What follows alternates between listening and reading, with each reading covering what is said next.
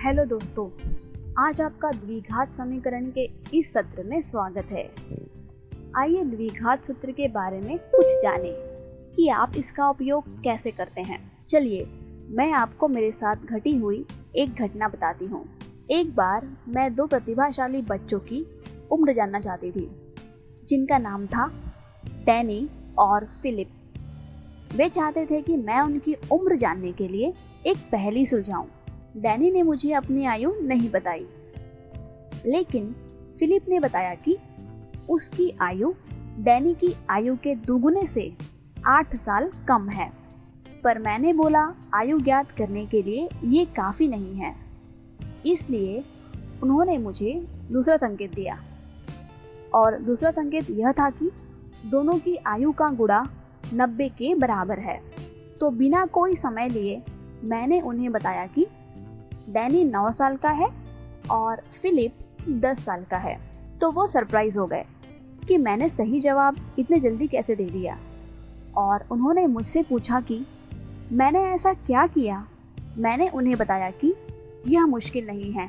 मैंने डैनी की आयु को x लिया तो फिलिप की आयु 2x ऋण 8 हो गई।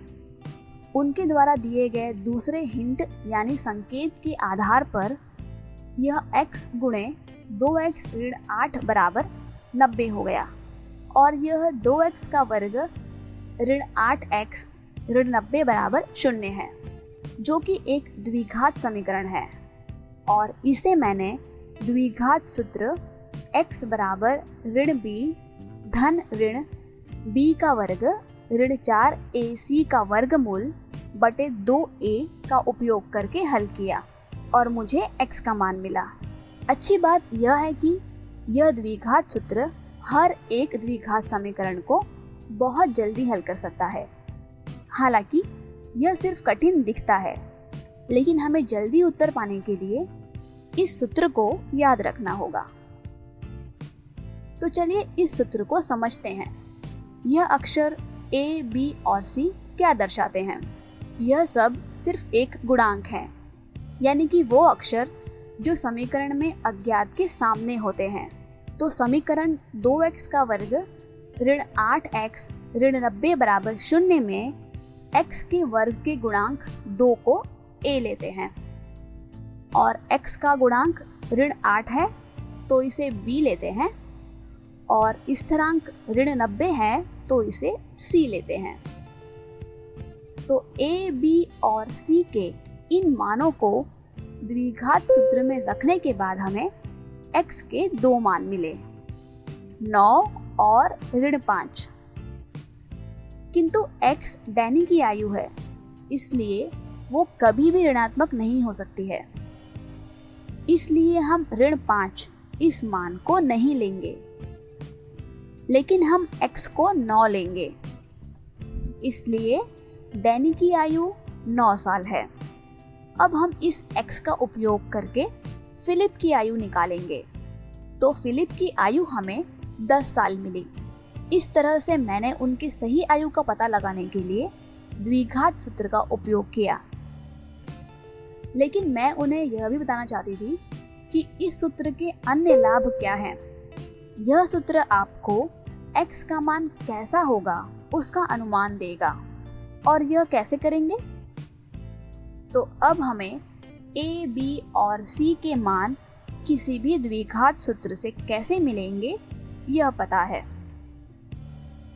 तो उसका उपयोग कीजिए और b का वर्ग ऋण 4ac का मान निकालिए।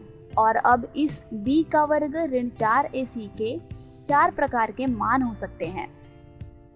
यह धनात्मक हो सकता है, ऋणात्मक हो सकता है, और यह 0 भी हो सकता है।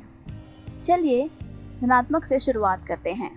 अगर b का वर्ग ऋण 4ac यह धनात्मक है, तो हम कह सकते हैं कि यह 0 से बड़ा होगा। तो क्या होगा? चलिए एक उदाहरण लेते हैं और देखते हैं। चलो वही द्विघात समीकरण को लेते हैं जिसे हमने अभी हल किया है। 2x का वर्ग ऋण 8x ऋण 90 बराबर 0। तो a बराबर 2, b बराबर ऋण 8 और c बराबर ऋण 90 है। तो b का वर्ग ऋण 4ac का मान निकालने पर हमें 784 मिलता है, जो कि 0 से बड़ा है, यानी कि वह धनात्मक है। तो वहाँ पर हम देख सकते हैं कि हमें x का मान 9 और ऋण 5 मिला, यानी हमें x के 2 मान मिले जो कि समान नहीं है और वे वास्तविक संख्याएं हैं। अब अगर b का वर्ग ऋण 4ac यह 0 से छोटी यानी ऋणात्मक है तो क्या होना चाहिए? चलिए एक उदाहरण लेते हैं। द्विघात समीकरण x का वर्ग धन 2x धन 10 बराबर 0 लेते हैं तो हमें a बराबर 1, b बराबर 2 और c बराबर 10 मिला। b का वर्ग ऋण 4ac का मान निकालने पर हमें ऋण 36 मिलता है। तो चलिए इस द्विघात समीकरण को द्विघात सूत्र का उपयोग करके हल करते हैं। तो हमें x मिलेगा ऋण 2 धन ऋण करनी में ऋण 36/2। यह और हल नहीं हो सकता है। अगर आप ध्यान से देखें तो वर्गमूल का मान ऋणात्मक है। इसका मतलब यह है कि x के मान भिन्न हैं और वे वास्तविक नहीं हैं। इसका मतलब है कि वे काल्पनिक है। चलिए अब x के तीसरे मान को देखते हैं। अगर b का वर्ग ऋण 4ac बराबर 0 है तो क्या होगा? चलिए फिर से एक उदाहरण 4x का वर्ग ऋण 4x धन 1 बराबर 0 को लेते हैं। तो a बराबर 4, b बराबर ऋण 4 और c बराबर 1 है। तो b का वर्ग ऋण 4ac का मान निकालने पर हमें 0 मिलता है। चलिए इस द्विघात समीकरण को द्विघात सूत्र का उपयोग करके हल करते हैं और हमें x का मान 2 बार 1/2 मिला। इसका मतलब यह है कि x के मान समान हैं और वे वास्तविक संख्या है। इसलिए इससे हम यह निष्कर्ष निकाल सकते हैं कि जब भी b का वर्ग ऋण 4ac का मान 0 होगा तो x का मान समान और वास्तविक मान होगा। इस सूत्र के लाभों को सुनने के बाद डैनी और फिलिप यह जानने के लिए उत्सुक हुए कि यह सूत्र मुझे कहाँ से मिला और मैंने उन्हें बताना शुरू किया। सुनिए, यह द्विघात समीकरण का पूरा वर्ग बनाने वाली विधि का एक्सटेंशन यानी कि विस्तार है। जैसे कि हम जानते हैं कि द्विघात समीकरण का सामान्य रूप ax का वर्ग धन bx धन c बराबर 0 है और पूरा वर्ग बनाने की विधि में हम c को दाहिने पक्ष में लेते हैं और हम देखते हैं कि x के वर्ग का गुणांक 1 होना चाहिए। इसके लिए हम पूरे समीकरण में a से भाग करते हैं तो हमारा समीकरण बनता है x का वर्ग धन b/a गुणे x बराबर ऋण c/a। अब बाएं पक्ष पर वर्ग को पूरा करने के लिए हमें 3 पदों की आवश्यकता होती है, लेकिन यहाँ बाएं पक्ष में सिर्फ 2 पद हैं। तो तीसरा पद कैसे ज्ञात करेंगे? दोस्तों, यह भी हमने वर्ग विधि को पूरा करने में सीखा है। अर्थात तीसरा पद बराबर x का गुणांक बटे 2 पूरे का वर्ग होता है और हमारी स्थिति में x का गुणांक b/a है। तो 2 से भाग देने पर हमें मिलता है b/a/2 और हमें इसका वर्ग करना है।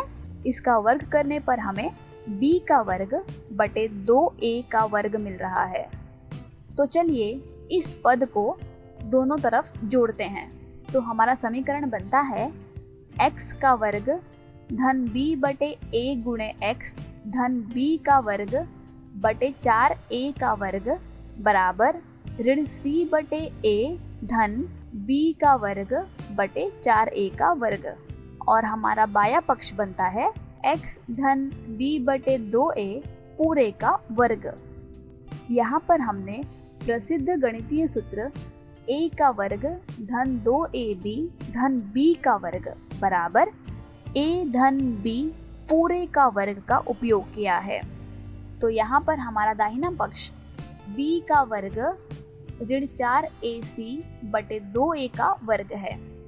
तो दोनों तरफ वर्गमूल लेने पर हमें मिलेगा x धन b/2a बराबर धन ऋण करनी में b का वर्ग ऋण 4ac बटे 2a हो जाएगा।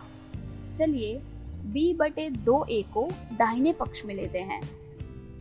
तो दाहिना पक्ष ऋण b बटे 2a धन ऋण करनी में b का वर्ग ऋण 4ac बटे 2a हो जाएगा। तो अंत में द्विघात समीकरण ax का वर्ग धन bx धन c बराबर 0 के लिए x का मान ऋण b धन ऋण करनी में b का वर्ग ऋण 4ac बटे 2a बन जाता है। तो यह द्विघात सूत्र है जिसे किसी भी द्विघात समीकरण को हल करने के लिए किया जाता है।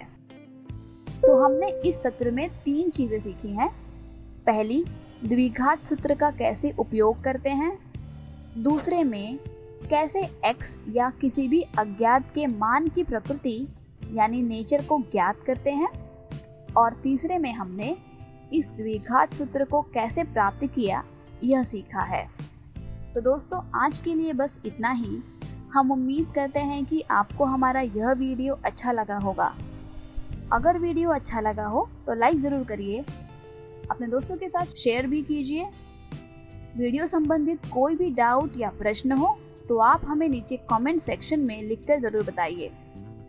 और हाँ दोस्तों, आगे ऐसे ही नए नए वीडियोस देखने के लिए हमारा चैनल सब्सक्राइब करना ना भूलें। धन्यवाद।